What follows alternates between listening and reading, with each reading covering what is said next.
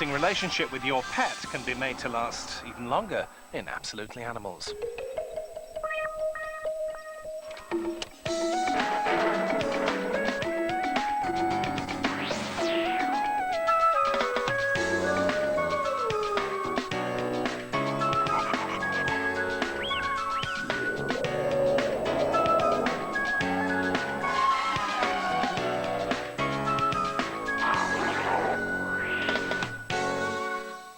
Tonight on Absolutely Animals, should we make wild beasts perform for our pleasure?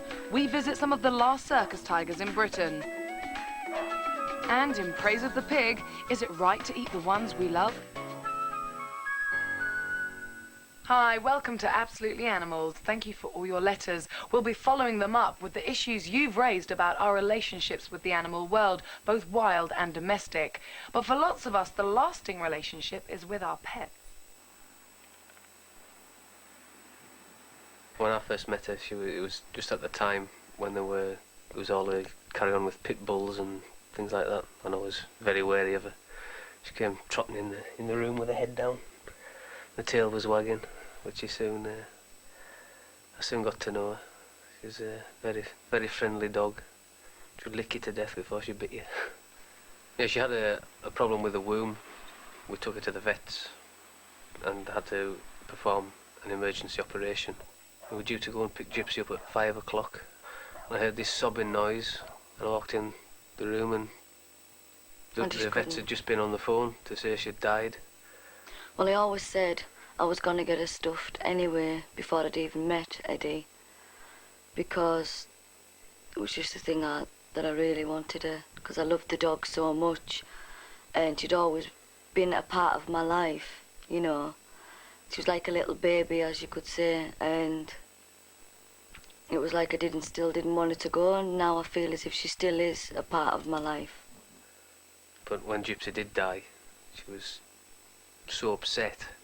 I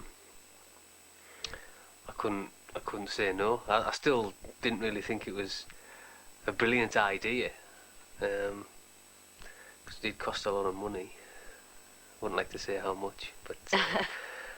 Skinned. We were skinned. We're glad we've got the video as well that Eddie did in the park. There was one time Amanda put it on just out of the blue, and I started crying. I couldn't have her out in the back garden with worms and creepy crawlies crawling through her. I wanted to have her still here with me. You know, even though she'll outgrow me, I'm just glad that I did get it done, and I'm glad I chose the right decision. And it might sound stupid, but it's as though she'd come home. But when she's sitting there, it's okay, she's not alive, but it is as though she's still there.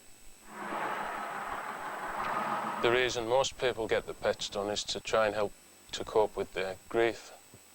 And they want to try and bring the pet back to life sometimes. But this could be a mistake. If the pet sat there in the living room for 20 or 30 years or more after it's died, it could bring back sad memories. The reason that I would rather do a wild animal than a pet is because if I get something slightly wrong, then they'll notice that straight away. But with a wild animal, they all look basically the same. I've got a flamingo in the freezer, quite common animals such as stoats and weasels, rabbits, the sort of thing you would see running about in the English countryside. I'm coming here today to collect my hamster Digger because she died and my dad suggested to get her stuffed. His father said, "Why don't you get the hamster stuffed?" for a joke. And then the boy said, "OK, we'll do that," so he brought it to me. I got Digger at Christmas and I gave her the name Digger because when I got her she was digging. Well, first of all, I'm going to skin the hamster, take the skin off completely and turn the skin inside out.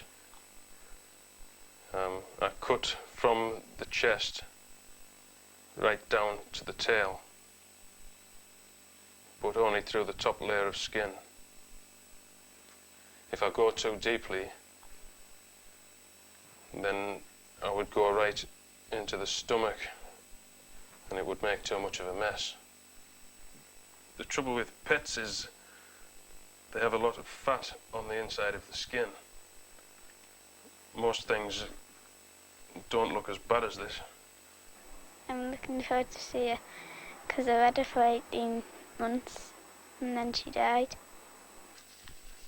When I did the dog for Amanda and Eddie, I had to pay a lot more attention to small detail because with a dog, it's a much more important pet than something like a small one such as this hamster.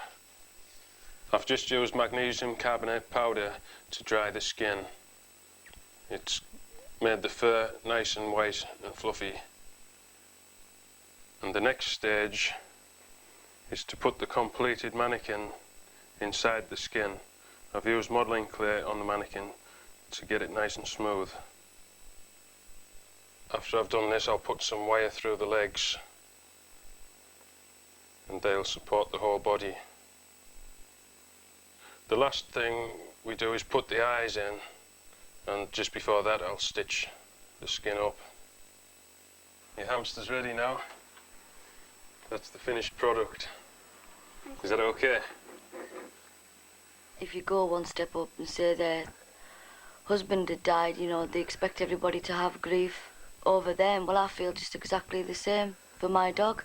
As far as I was concerned, you know, she was a part of me.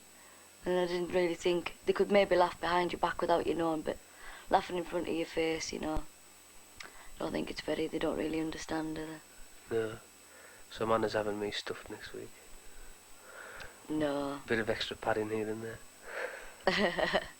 Just in case you're wondering, it'll cost you about £30 to get your hamster stuffed and around £500 for your pet dog.